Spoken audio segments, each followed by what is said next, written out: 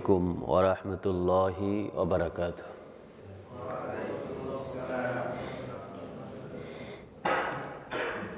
إن الحمد لله نحمده ونستعينه ونستغفره ونؤمن به ونتوكل عليه ونعوذ بالله من شرور أنفسنا ومن سيئات أعمالنا من يهده الله فلا مضل له ومن يضلله فلا هادي له فلن تجد له وليا مرشدا وهو أحد الصمد لم يلد ولم يولد ولم يكن له كفوا أحد ونشهد أن سيدنا إمامنا رسولنا نبينا بشيرنا نذيرنا محمد الذي أرسل بالهدى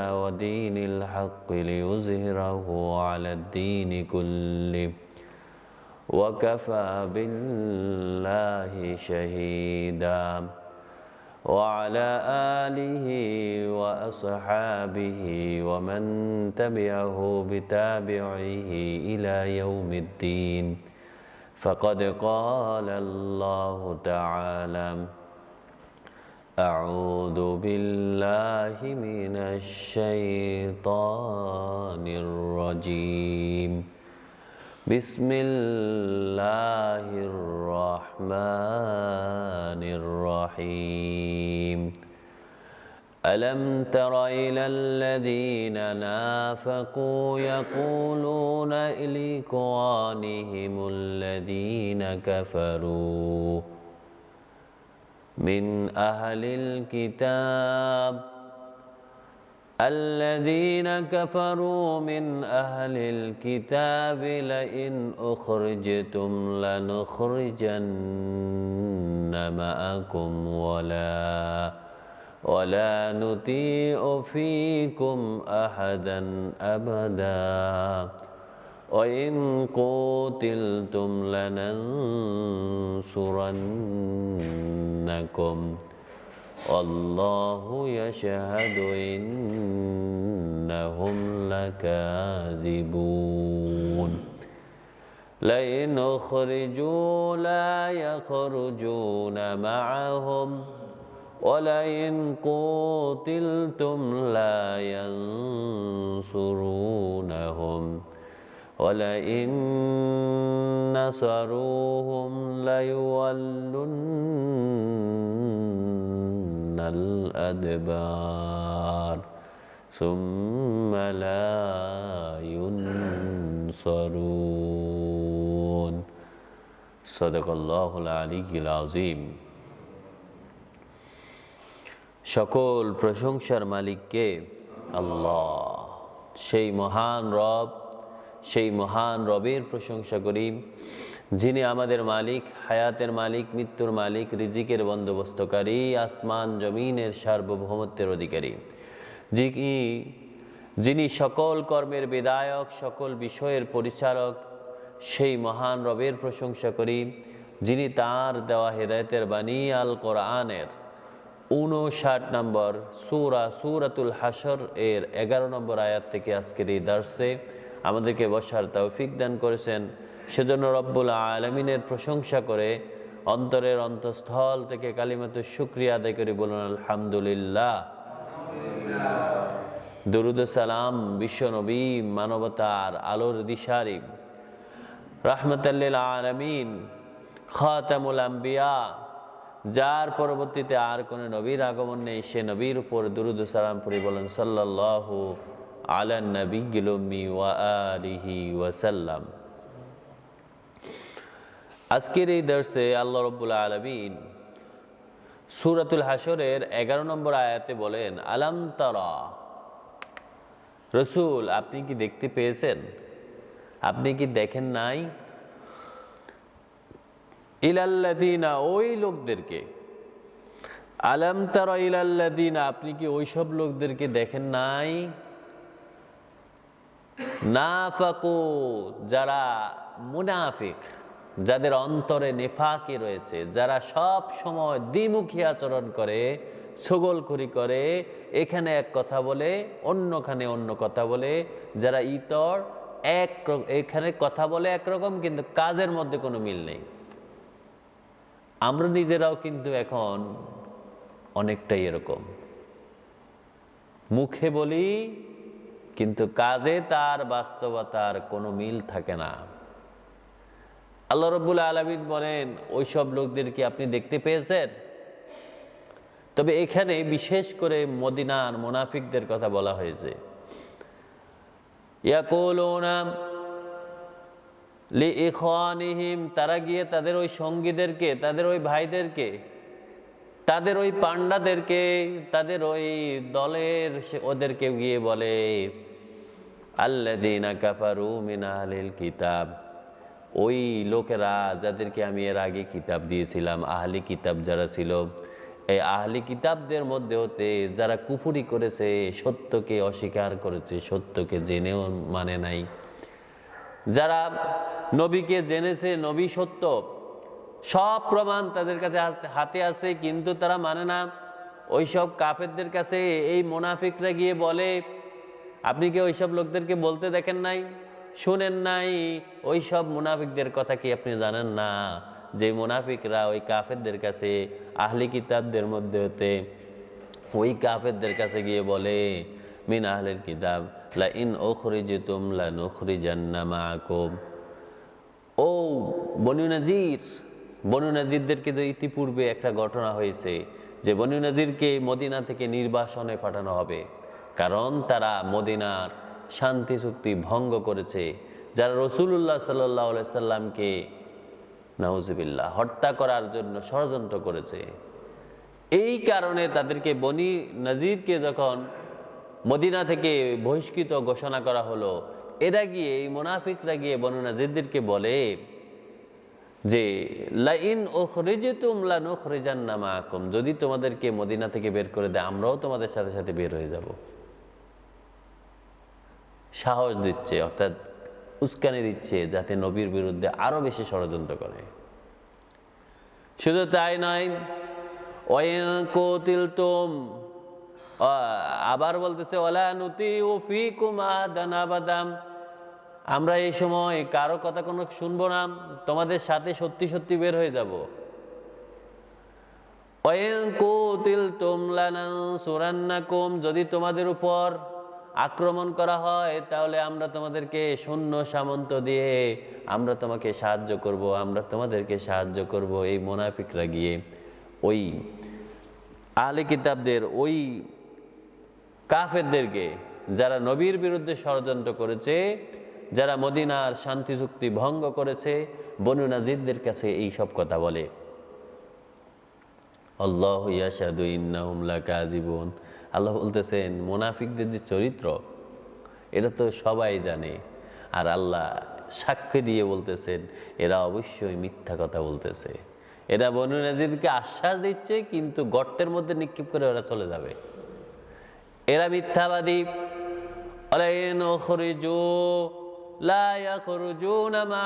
যখন বনু নাজিরদেরকে বের করে দেওয়া হবে, এরা কিন্তু সাথে বের হবে না।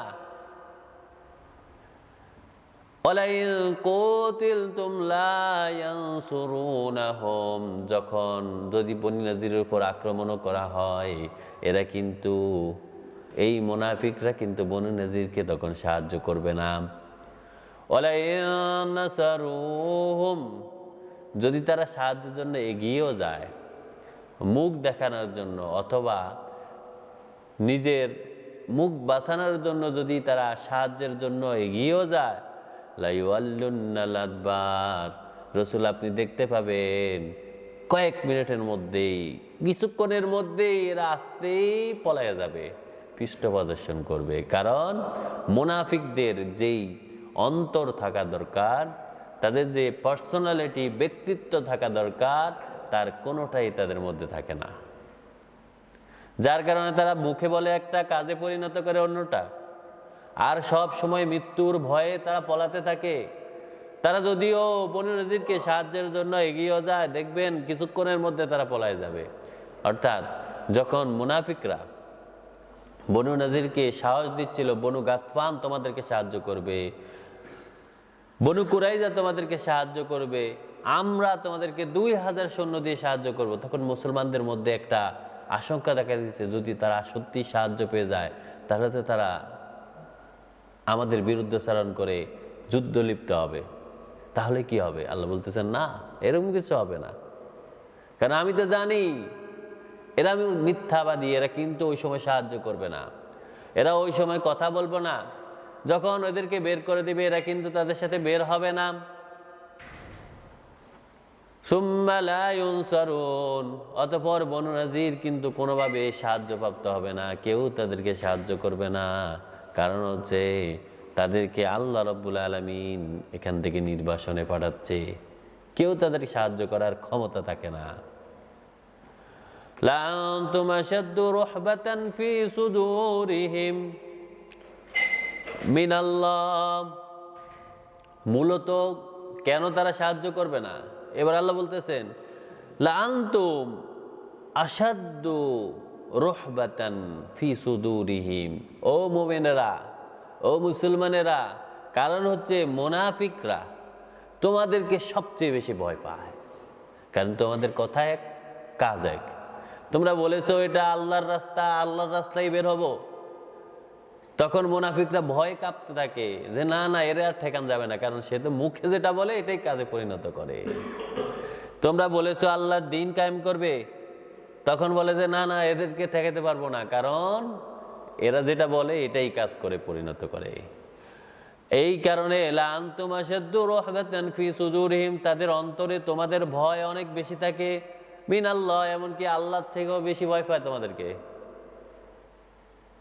মুনাফিকরা, কাফেররা, মূল বিষয় হচ্ছে তারা আল্লাহকে মনে মনে বিশ্বাস করে না, যার কারণে আল্লাহকে ভয় পায় না। মুখে মানুষের সামনে শুধু বলে যে এই সৃষ্টিকর্তা আল্লাহ, কিন্তু তাদের কাজের কোনো মিল থাকে না, যার কারণে তারা আল্লাহকে মূলত ভয় পায় না। তারা ভয় পায় ওই সত্যবাদীকে, ওই ন্যায়সঙ্গত লোককে, যে যা বলে তাই বাস্তবায়ন করে। এজন্য তারা তোমাদেরকে আল্লাহর থেকেও বেশি ভয় পায়। যালিকা বিআন্নাহুম কওমুন লা ইয়াফকাহুন, কারণ এই জাতি একটা অবুঝ জাতি, যে তার রবকে চিনে না, যার কারণে সে একটা ব্যক্তিত্বহীন, অবুঝ এবং নির্বোধ, অর্বাচীন। এই কারণে সে তোমাদেরকে বেশি ভয় পায়, আল্লাহকে ভয় পায় না। লা ইউকাতিলুনাকুম জামিয়া, ও মুসলমানরা তোমরা মনে রেখো, আমি তোমাদেরকে একটা কথা বলে রাখছি, লা ইউকাতিলুনাকুম, এরা কখনোই তোমাদের বিরুদ্ধে একসাথে যুদ্ধে নামবে না। মুনাফিকরা, কাফেররা, এরা কখনো তোমাদের সামনে একসাথে যুদ্ধ করার জন্য, তোমাদেরকে ঠেকানোর জন্য, অথবা তোমাদেরকে কোনোভাবে পরাস্ত করার জন্য একসাথে আসতে পারবে না। ইল্লা ফি কুরাম মুহসানাতিন, ওরা যদি কখনো তোমাদের সাথে যুদ্ধের জন্য আসেও, দেখবে ওরা যখন যেখানে ওদের পুরো জনগণ আছে, সেইখানে শুধুমাত্র দুর্গের ভিতরে তোমাদেরকে একটু প্রতিরোধ করার চেষ্টা করবে।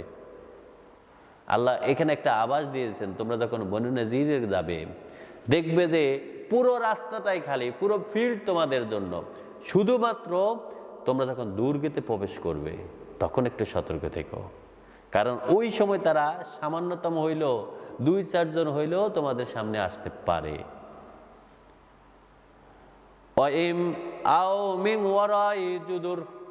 অথবা দেখা যাচ্ছে হঠাৎ করে গুপ্ত হামলা করতে পারে, দেওয়ালের অপোজিট থেকে তোমাদের উপর আক্রমণ করতে পারে, অথবা দেখা যাচ্ছে তোমাদেরকে লুকিয়ে লুকিয়ে তোমাদের গালি দিতে পারে, তোমাদের উস্কাইতে পারে, তোমাদেরকে বিভিন্ন কটু কথা বলতে পারে। এই ছাড়া তাদের আর কোনো ক্ষমতা নাই। এরা কখনো তোমাদের সামনে রাস্তায়, তোমাদের সামনে মাঠে সেখানে আসবে না, যার কারণে দেখবে অতি সহজে আল্লাহ ভীত লোকদেরকে, যারা আল্লাহর রাস্তায় নামে, তারা যখন আল্লাহর রাস্তায় নামে এদের ভয়ে ওই মুনাফিকরা, ওই কাফেররা খুব তাসের ঘরের মতো তাদের সব সাম্রাজ্য ছেড়ে পলায়া যায়। সুতরাং আল্লাহ রাব্বুল আলামিন বলেন, দেখবে লা ইউকাতিলুনাকুম জামিয়া, এরা কখনো একসাথে তোমাদের সামনে রাস্তায় আসবে না, শুধু মুখে বলবে খেলা হবে খেলা হবে। ইল্লা ফি কোরআন মুহসানাতিন, যদিও আসেও হঠাৎ করে, যেখানে তাদের একদম পুরো দুর্গ, যেখানে পুলিশ প্রোটেকশন পাবে, শুধু সেখানে তোমাদেরকে প্রতিরোধ করবে। আও মি ওয়ারাই জুদুর, অথবা দেখা যায় পদ্মার আড়াল থেকে হঠাৎ করে গুপ্ত হামলা, অথবা তোমাদের একজনকে টার্গেট করে হঠাৎ করে হামলা করতে পারে। এই ছাড়া তাদের আর কোনো কিছু করার ক্ষমতা থাকে না। বাসুহুম বাইনাহুম শাদীদ, কেন? আল্লাহ বলেন কারণ হচ্ছে তাদের অন্তর, তাদের মধ্যে কোনো মিল নেই। যে যার সাম্রাজ্য তৈরি করার জন্য সবসময় ব্যস্ত থাকে। যারা মুনাফিক, যারা কাফের, এরা শুধু ব্যক্তিত্ব, শুধুমাত্র নিজের কল্যাণের জন্য, অর্থাৎ সেলফিশ টাইপের কাজ করে, এই ছাড়া আর কিছুই করে না। যার কারণে তাদের মনের মিল নাই, ভিন্ন ভিন্ন মত পোষণ করে। যখন আল্লাহর পক্ষ থেকে, যখন আল্লাহর রাস্তায়, আল্লাহর দলের লোকেরা যখন তাদের সামনে আসে, রাস্তায় আসে, দেখবে এরা ঠুনকো হয়ে, এরা আলাদা আলাদা হয়ে, নিজেদের মত নিয়ে আলাদা আলাদা ভাগ হয়ে যায়। এইবার কথা হচ্ছে, এরপরে আল্লাহ রাব্বুল আলামিন বলেন,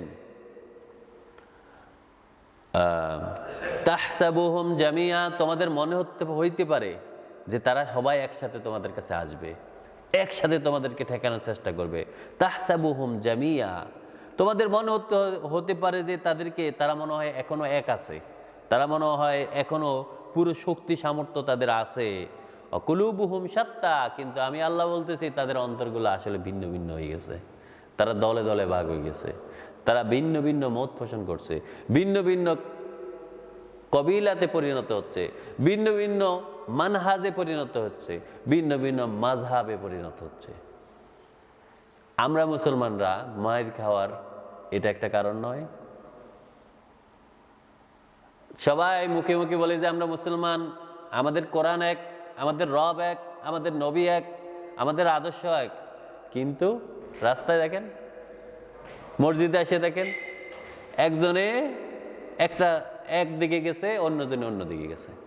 একজন একটা মানহাজ নিয়ে ঘুরে, আরেকজন একটা মাযহাব নিয়ে ঘুরে, আরেকজন একটা মতবাদ নিয়ে ঘুরে, আরেকজন মানে কোরআনের সাথে তার কোনো মিল নেই, উদ্দেশ্য এক নেই, যার কারণে আমরাও ভিন্ন ভিন্ন হয়ে গেছি।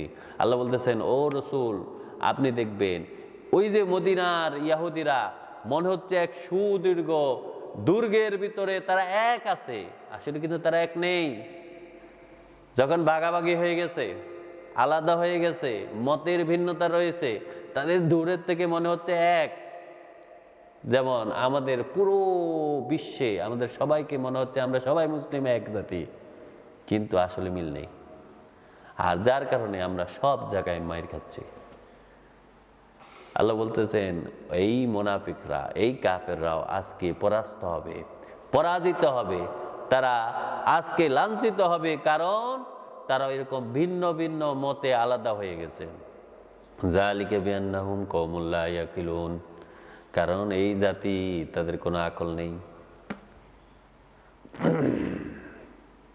যারা তাদের রবকে চিনে না, প্রকৃতভাবে রবকে মানে না, শুধু মুখে মুখে বলে, কাজের সাথে কোনো মিল থাকে না, মনে তার বিশ্বাস থাকে না, অন্তর চোখ দিয়ে তাকে খোঁজে না, যারা অন্য মানুষের মতো আল্লাহকে বলে থাকে, শুধু বিপদে পড়লে ডাকে, সুখের সময় ডাকে না, অথবা আল্লাহ রাব্বুল আলামিনকে খুশি করার জন্য কোনো কাজ, কোনো প্ল্যান করে না।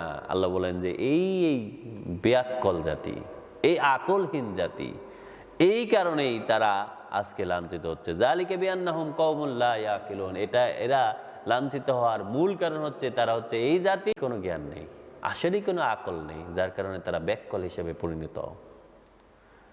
এবার আল্লাহ বলতেছেন, এদের উদাহরণটা আল্লাহ রাব্বুল আলামিন একটু বলেন।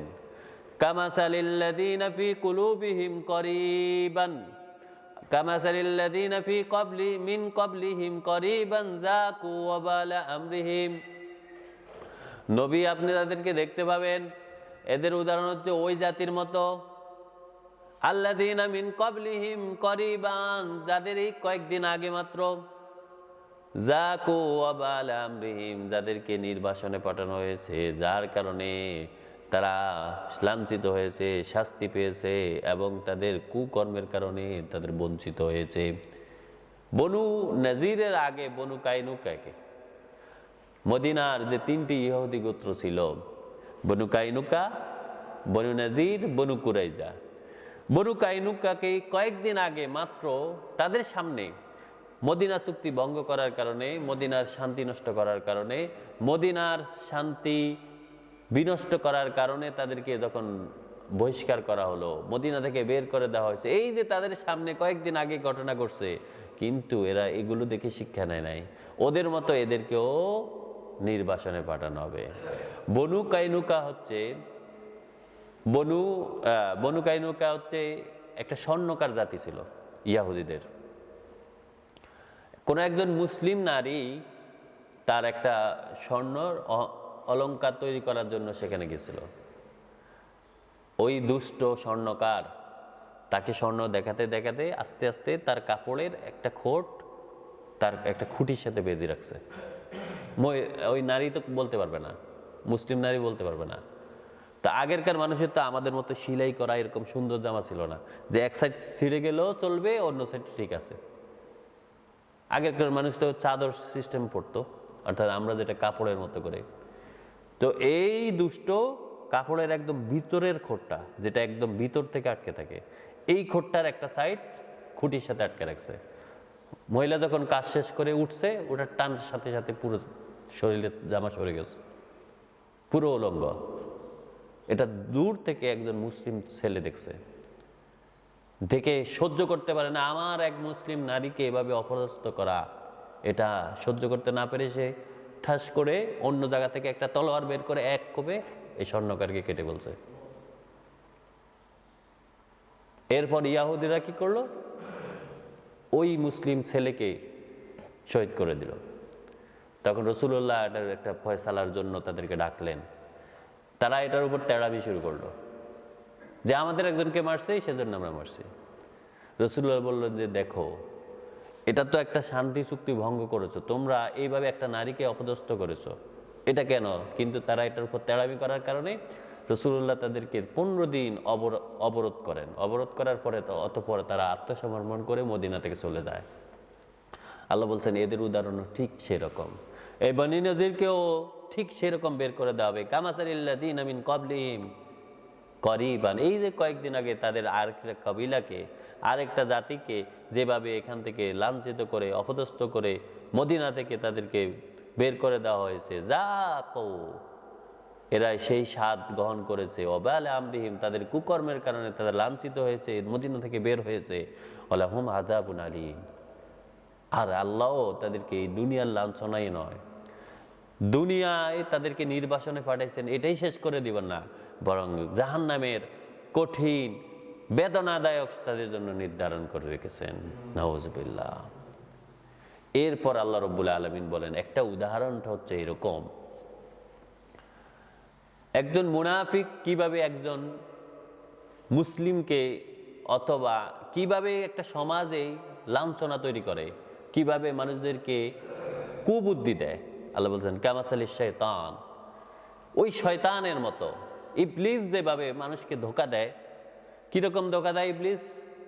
ইজ ক্বালা লিল ইনসানি কুফর, ইবলিস একজন মানুষের কাছে এসে বলে যে এই তুমি বসে আছো, তুমি আল্লাহকে অস্বীকার করো, তুমি কুফরি করো, তুমি এই কাজ করো যে কাজ তোমার কুফরির শামিল, কুফরির মতো।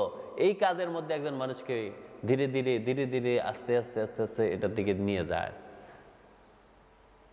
যেমন একটা পুরুষের কাছে এসে একটা নারীর দিকে উস্কানে, যাতে ওই নারীর দিকে সে তাকায়, নারীর প্রতি লোভ দেয়, ধীরে ধীরে তাকে একটা পাপের দিকে ধাবিত করে।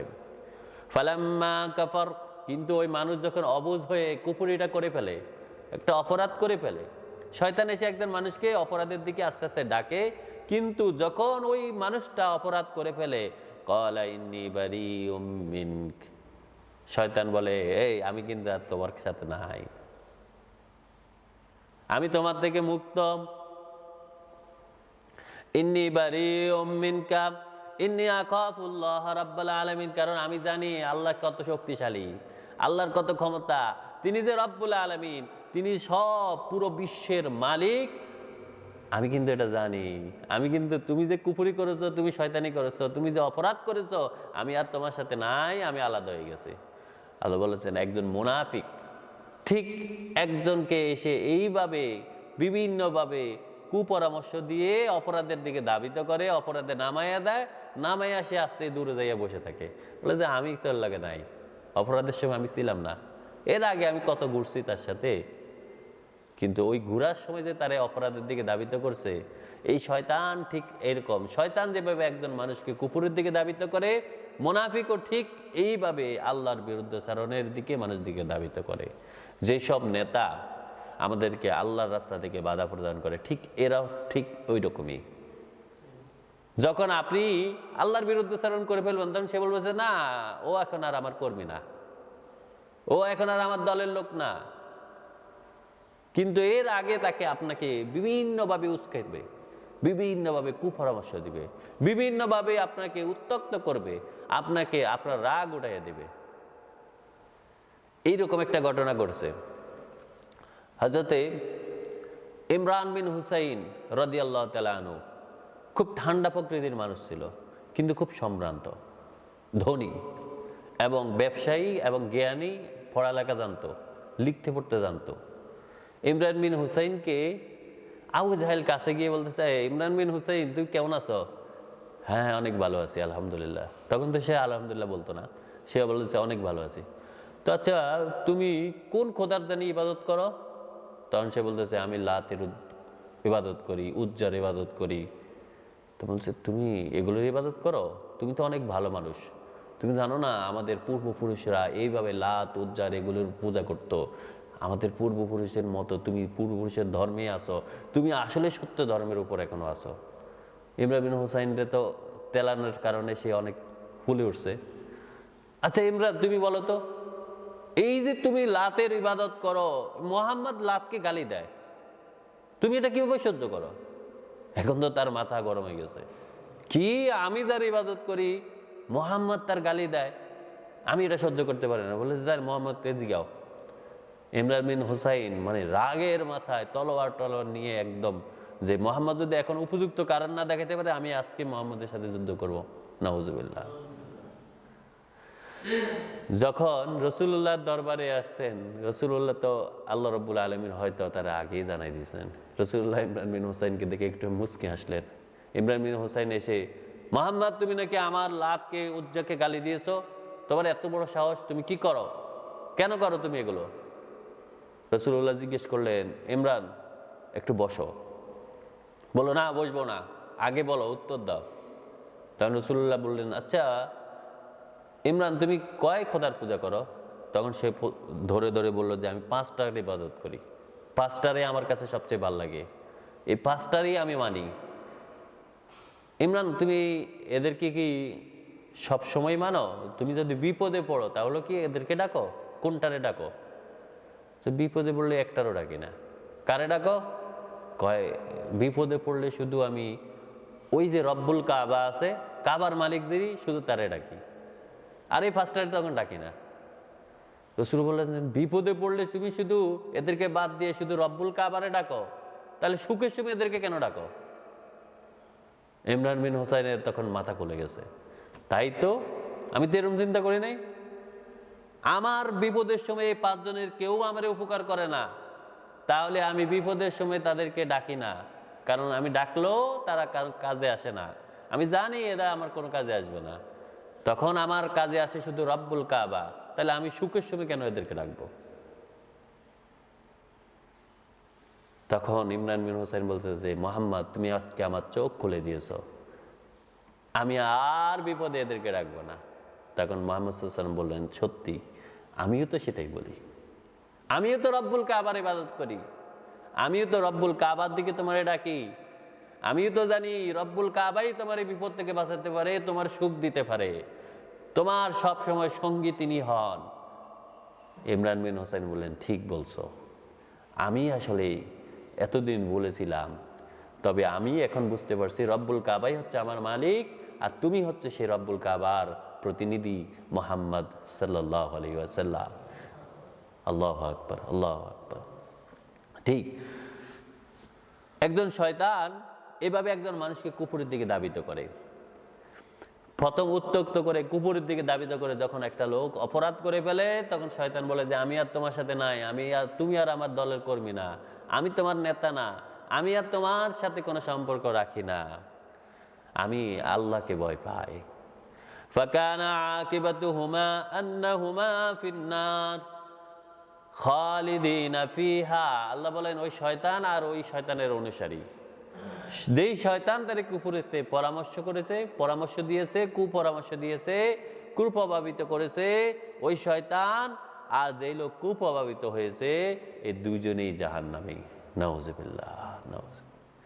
যেই নেতা আপনাকে আল্লাহর রাস্তায় যেতে বাধা দিচ্ছে, ওই নেতাও জাহান্নামী, আর যে কর্মী তার কথা শুনে আল্লাহর রাস্তা থেকে সরে গেছে, সে কর্মীও জাহান্নামী।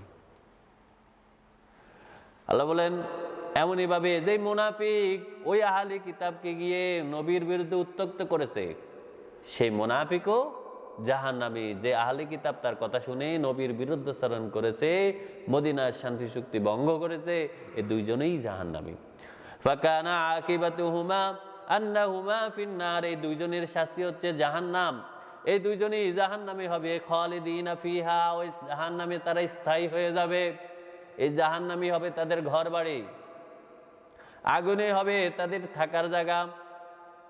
যালিকা জাযাউয যালিমিন। আল্লাহ বলেন যারা জালিম, যারা অন্ধকারে ডুবে থাকে, যারা সত্য থেকে বিমুখ থাকে, যারা আলোর পথে আসে না, যারা আমার পক্ষ থেকে নূর আসার পরে তারা জুলুমের বিরুদ্ধে চলে গেছে, এই জালিমদের জন্য এটাই হবে জাযা, এটাই হবে তাদের পুরস্কার, এটাই হবে তাদের প্রতিদান, এটাই হবে তাদের কর্মের ফল। ইয়া আইয়ুহাল্লাযীনা আমানুত্তাকুল্লাহ, ও মুমিনেরা তোমরা কি মুনাফিকদের মতো হবে? আল্লাহ বলতেছেন ও ঈমানদারেরা তোমরা ওদের মতো হইও না, বরং তোমাদের কাজ হচ্ছে ইয়া আইয়ুহাল্লাযীনা আমানুত্তাকুল্লাহ, তোমরা আল্লাহর রাস্তায় চলে আসো, তোমরা আল্লাহকে ভয় পাও, আল্লাহর প্রতি তোমরা ধাবিত হও। ওয়াল তানজুর, আর তোমরা একটু লক্ষ্য করো, একটু নজর দাও। দেখেন নজর শব্দটা বাংলা না, আল্লাহ বলছে ওয়াল তানজুর, তোমরা একটু নজর দাও, একটু খেয়াল করো, একটু চিন্তা ভাবনা করো, একটু চিন্তা করো। ওয়াল তানজুর নাফসুম মা কদ্দামাত লিগাদ, প্রত্যেক ব্যক্তি প্রত্যেক মানুষ একটু চিন্তা করো আগামীকালকের জন্য, কিয়ামতের জন্য, বিচারের দিনের জন্য। তুমি বিচারের দিনের জন্য কি প্রেরণ করে রেখেছো, কি তৈরি করেছো? মা কদ্দামাত লিগাদ, কিয়ামতের জন্য তুমি কি তৈরি করে রেখেছ? ওয়াত্তাকুল্লাহ, একটু চিন্তা করো আর আল্লাহকে ভয় করো। তুমি যদি মনে করো যে কিয়ামতের দিন তুমি আল্লাহ থেকে বাঁচার জন্য এমন কোনো আমল করেছো, তাহলে ঠিক আছে করো। আর যদি মনে করো যে তোমার কর্ম সেই দিন আল্লাহর কাছে দাঁড়াবে না, তুমি ওই কর্ম নিয়ে আল্লাহর কাছে দাঁড়ালে তুমি লাঞ্ছিত হবে, অপমানিত হবে, তুমি লজ্জিত হবে, তাহলে তুমি একটু আল্লাহকে ভয় করো।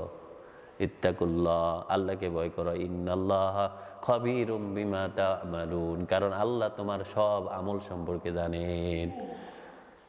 শব্দগুলো দেখেন, ইন্নাল্লাহ, নিশ্চয় আল্লাহ, খাবীরুন, আল্লাহর সব খবর রাখেন, খাবীর, বিমা তা'মালুন, তুমি যে আমল করেছো, তোমার আমল কি নবীর সাথে মিলেছে কিনা, তোমার আমল কি সুন্নাহ অনুযায়ী হয়েছে কিনা, তোমার আমল কি মানুষের কল্যাণের জন্য হয়েছে কিনা, তোমার আমল কি আল্লাহর দ্বীন প্রচারের জন্য হয়েছে কিনা, তোমার আমল কি আল্লাহর দ্বীন কায়েমের জন্য হয়েছে কিনা, তোমার আমল কি আল্লাহর সন্তুষ্টির জন্য হয়েছে কিনা, তাহলে তুমি যদি এটা করো তাহলে তুমি ঠিক থাকো, তুমি ওটাতে থাকো, কোনো সমস্যা নাই, কোনো ঝগড়ার বিপদ নাই, কোনো আলাদা নাই, কোনো মতভেদ নেই, কোনো ভিন্ন মত নেই, তুমি কোনো তর্ক বিতর্ক নেই। তুমি যদি মনে করো যে তোমার ওই আমল সম্পর্কে তুমি আল্লাহকে দেখাতে পারবে, সন্তুষ্টি অর্জন করার মতো তুমি কাজ করতেছো, তাহলে করো। ওয়ালা তাকুনু কাল্লাযীনা নাসুল্লাহ, ওই লোকদের মতো হবে না যারা আল্লাহরে ভুলে গেছে। ওই লোকদের মতো হবে না যারা আল্লাহর বিধানকে বলে গেছে। ওই লোকদের মতো হবে না যারা আল্লাহর হুকুম সম্পর্কে বেখেয়াল, একদম উদাসীন। যে ব্যক্তি এভাবে উদাসীন হয়ে যাবে আল্লাহর খবর সম্পর্কে, আল্লাহর হুকুম সম্পর্কে, আল্লাহর বিধান সম্পর্কে, আল্লাহর নবীর সুন্নাহ সম্পর্কে, আল্লাহ বলেন ফানসাহুম আনফুসাহুম, আমি আল্লাহ তখন তার ব্যক্তি সত্তা থেকে ভুলে যাব, ব্যক্তিত্বকে ভুলাইয়া দিব। তখন সে ব্যক্তি যে কি আমি সেটাই ভুলাইয়া দিব। তখন সে নিজের কুকুরের সাথে মিলাবে। তখন সে ফানসাহুম আনফুসাহুম, তার ব্যক্তিত্বকে সে ভুলাইয়া দিবে, আল্লাহ তারে নিজেকে ভুলাইয়া দিবে। উলাইকা হুমুল ফাসিকুন, তখন এই লোক অপরাধ করবে, একবারও তার বিবেকে তাড়না দিবে না, একবারও তার বিবেকে সাড়া দিবে না। সে ফাসিক হিসাবে পরিণত হবে। সে অপরাধ করতে করতে করতে করতে একদম অপরাধী, একদম মহা অপরাধী হিসাবে পরিণত হবে। সুতরাং যে ব্যক্তি আল্লাহরে বলে যাবে, ধীরে ধীরে সে এভাবে লাঞ্ছিত হয়ে নিজের ব্যক্তিত্বকে ভুলে গিয়ে নিজে তখন উদাসীন হয়ে যাবে যে সে আগামী দিন আল্লাহর কাছে কি নিয়ে দাঁড়াবে একবারও তার মাথায় আসবে না। আর মাথায় না আসার কারণে সে যখন তার নিজের আবাসস্থল জান্নাত হারায় ফেলবে, একবারও সে উদাসীনতার কারণে সব সময় বেখেয়াল থাকবে। আর আল্লাহ বলেন এটাই হচ্ছে তার শাস্তি, যে আমারে বলে যাবে আমি তার নিজেকে বুলাইয়া দেব। আর সে তখন ফাসিক হবে। লা ইয়াস্তাবি আসহাবুন নারি ওয়া আসহাবুল জান্নাহ, ওই জাহান্নামী আর জান্নাতি দুইজন কি সমান? না। আল্লাহ বলতেছেন না, লা ইয়াস্তাবি আসহাবুন নার, জাহান্নামী ওয়া আসহাবুল জান্নাহ, জান্নাতি, এই দুইজন কিন্তু কখনোই সমান নয়। যে ব্যক্তি তার ব্যক্তিত্বকে চিনেছে, আল্লাহকে চিনার কারণে আল্লাহ যারে বাঁচাইছে, আল্লাহ যারে উদাসীন বানায় নাই, আল্লাহ যারাতে আমল করার তৌফিক দিয়েছে, আল্লাহ যারে আল্লাহ সন্তুষ্টি অর্জন করার তৌফিক দিয়েছে, এই জান্নাতির সাথে কখনো জাহান্নামীর তুলনা হয় না। আসহাবুল জান্নাতি হুমুল ফাইজুন, যে জান্নাতে যাবে সেই সফল হয়ে যাবে। আল্লাহুম্মা জাআলনা মিন আসহাবিল জান্নাতিন, হে আল্লাহ আমাদেরকেও জান্নাতের অধিবাসীদের অন্তর্ভুক্ত করে নেন, আমিন আমিন। এরপর আল্লাহ বলেন লাউ আনজালনা হাযাল কুরআনা আলা জাবাল, ও মুমিনেরা শোনো, আমি যে তোমাদেরকে কোরআন দিয়েছি এই কোরআন সম্পর্কে একটু চিন্তা করো। যদি এই কোরআন আমি নাজিল করতাম আলা জাবাল, কোনো পাহাড়ের উপর, পাহাড়টা কত বড় দেখতেছো, কত শক্তিশালী দেখতেছো, কত বড় বড় পাথর রয়েছে এটার উপরে, যদি আমি এই কোরআনকে ওই পাথরে ওই পাহাড়ের উপরে রাখতাম, লারাআইতাহু খাশিআম মুতাসাদ্দিআম মিন খাশিয়াতিল্লাহ, এই কোরআনকে বুঝার জন্য, এই কোরআনকে মানার জন্য, এই কোরআন অনুযায়ী জীবন চালানোর জন্য, তখন এই পাহাড় এত বেশি ব্যস্ত হয়ে যেত, এটা ভেঙে চুরে একদম খান খান হয়ে যেত। কারণ সে তখন কোরআন অনুধাবন করার জন্য আপ্রাণ চেষ্টা করত। কিন্তু আমি এই পাহাড়টার উপরে কোরআন দেই নাই। অতিলকাল আমসালু নাদরিবুহা লিন্নাস, আমি কোরআন দিয়েছি মানুষের উপর, আমি এই মানুষদেরকে একটু বুঝাচ্ছি।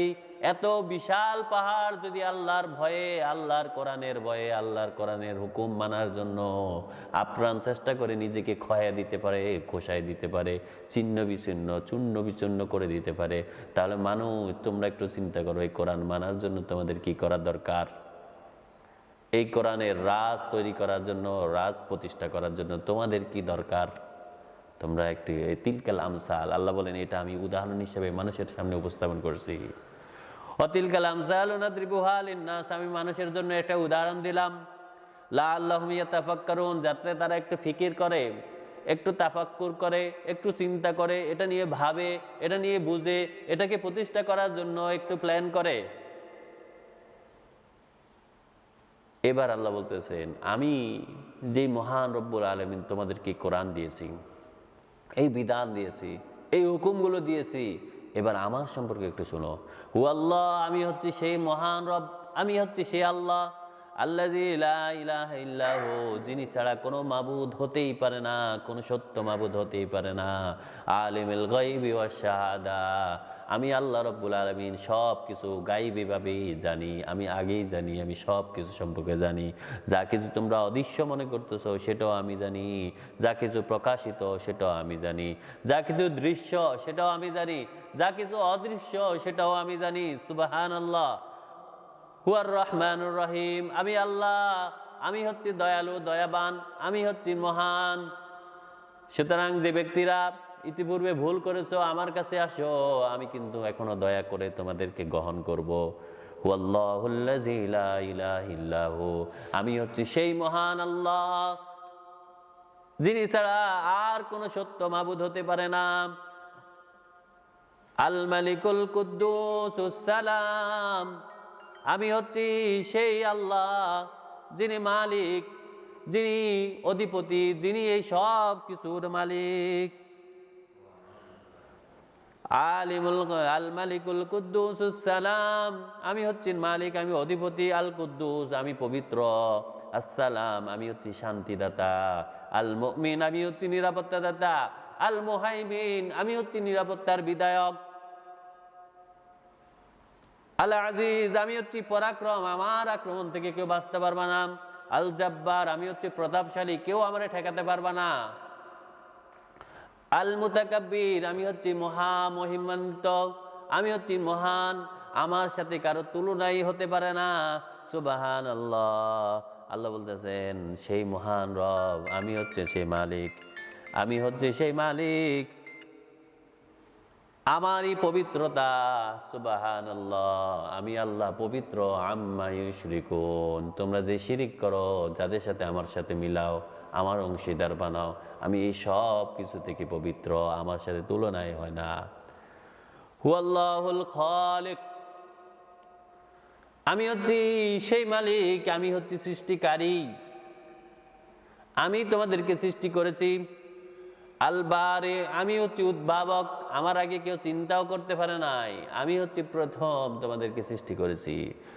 আল মুসাউবির, আল মুসাউবির, আমি হচ্ছি সুয়ার, মানে হচ্ছে ছবি, আমি হচ্ছি তোমাদের আকৃতি দাতা, রূপকার, আমি হচ্ছি তোমাদের রূপদাতা। আল মুসাউবির, আমি হচ্ছি রূপকার। লাহুল আসমাউল হুসনা, আমার জন্যই সব সুন্দর সুন্দর নাম, আমার জন্য রয়েছে এরকম অনেক সুন্দর নাম। সুবহানাল্লাহ, সুবহানাল্লাহ।